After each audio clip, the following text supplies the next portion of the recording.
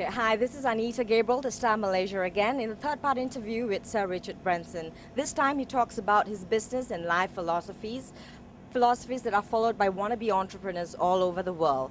His take on that. Do you have any conspicuous successes among these businesses you've been in, which you surely have, as well as failures? Which ones would they be?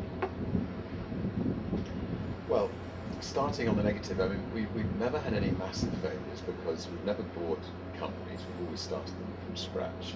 And so if something doesn't work quite as well as we hoped, we just don't spend as much money on it. So,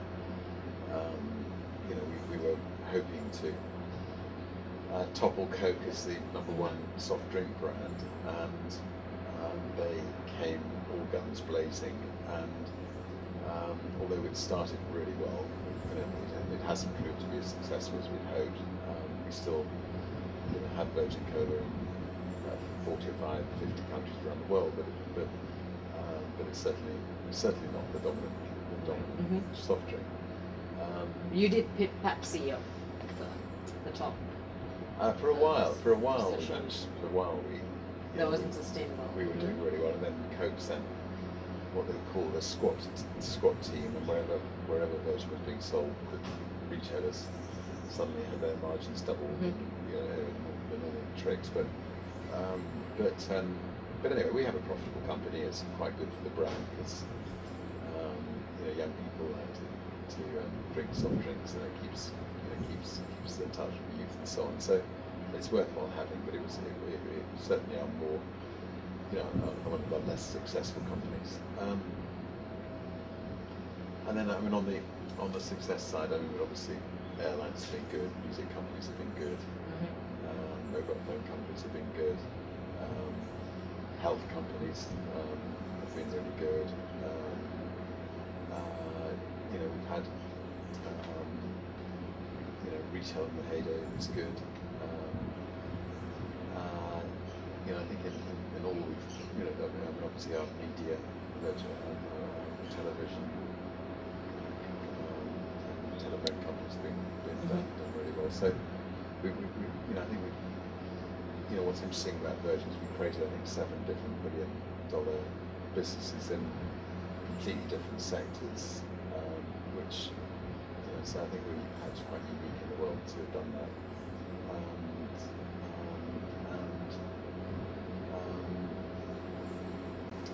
I had quite a lot of fun in the process.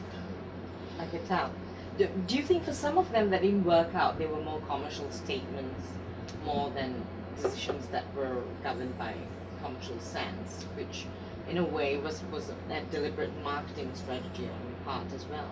Would you agree with that? Yeah, I think there's some truth in that. I think the. Look, I just love, as I say, I just love to keep things shape, well, status quo. And the idea of taking on Coca-Cola is irresistible. I love taking on the big. They almost appear to be indomitable, but then you find out. I love taking on the big guys and just seeing if we can shake them up. We definitely worried them, which is flattering. But the trouble with soft drinks is that we couldn't end up with a product that was radically different. In fact, people didn't want a radically different product, and therefore, we didn't have enough of a difference to really warrant people dropping the premier brand in the world for another brand. And whereas with airlines or mobile phone companies or music companies and so on, we can make a real difference to the big guys, and I think that's the principal thing we've learned was there's no point in us going into creating a new business unless we can make a real radical statement, a real difference. Okay, how does it feel to be one of the most researched businessmen in the world?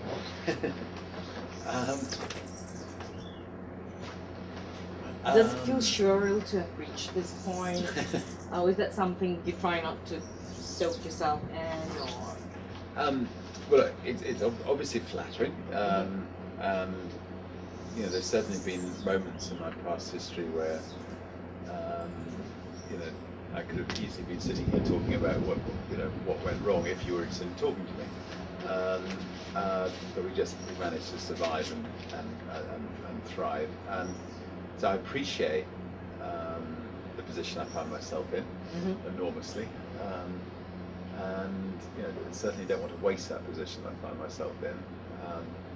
Not just in creating new businesses, but also in actually trying to make a bit of a difference in the world. Trying to sort of lift Africa into the same position that the Far East has managed to lift itself, or help lift Africa.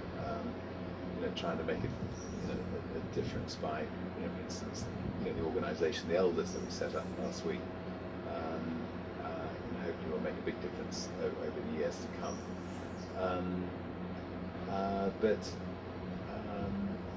So what would you like to be remembered for? And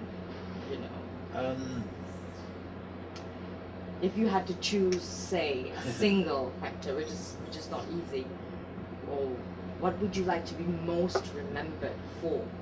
Well, I think there's different different aspects to one's life. Obviously I'm a father, and Sure. And I'm proud of my two children, and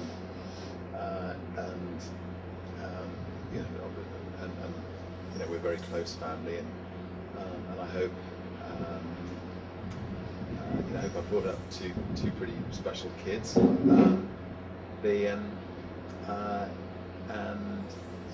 on the business front, I hope that if I ever get my balloon, when my balloon bursts or whatever, that people will say that we created one of the most respected brands in the world. We made quite a big difference in a number of different sectors, and then I hope that the resources that we've made from our businesses we put to good use, and we. You seem to have attracted people from both sides of the coin. There are those who respect you, and there are also those who don't. So as in loathe you, maybe because you're bold, audacious moves. How is that to be liked and so strongly not liked at the same time? Yeah, I think one shouldn't. Whether it's a positive pole or a negative pole, one shouldn't take these poles to literally, because if Tony Blair is in the best. Basically, if you're well known, you're going to be in both poles. But I think the important thing is just to lead your life in a way that that you can be proud of what you're doing, that you can sleep well at night. I was just going to ask you that question. What keeps you up at night these days?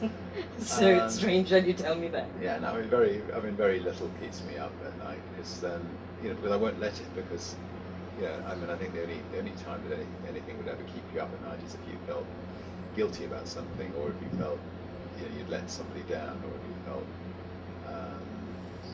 you'd hurt somebody or something. I think as long as you actually lead your life pretty straightforwardly, then you should be able to sleep well at night. So yours would be a pretty straightforward line. Well, I just I like to sleep well at night, so I try to make sure that I don't do anything that I feel really badly about. I'm sure there have been occasions in my life which I've had regrets, but fortunately it's very few regrets, and I would want to keep it that way if possible. That's cool. And you've had a very strict upbringing. You've had parents who kind of kept pushing you so that you would be independent, do things on your own, challenge yourself, banish your fears.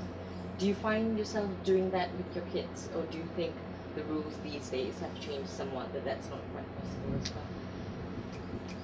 Well, I think first of all, there's two of us in our family. There's my wife and myself, and we're both quite different people. Joan's a very down-to-earth Glaswegian working class lady who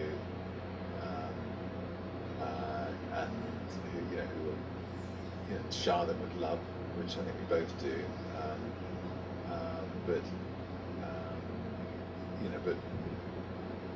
She wouldn't dump them out of the door of the car at age 6 and ask them to make their way home like my mother did to And me. your mum did too.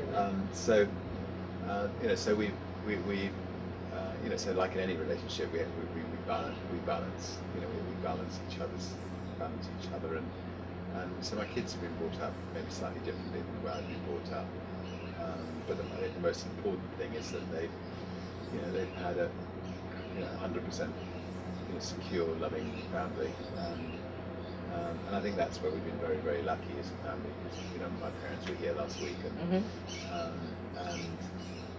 just having that, that giving our kids that same kind of security is really important. And Joan and I have been together for 32 years, and we still love each other and get on great, and we're just very lucky about with that. And there's so many relationships.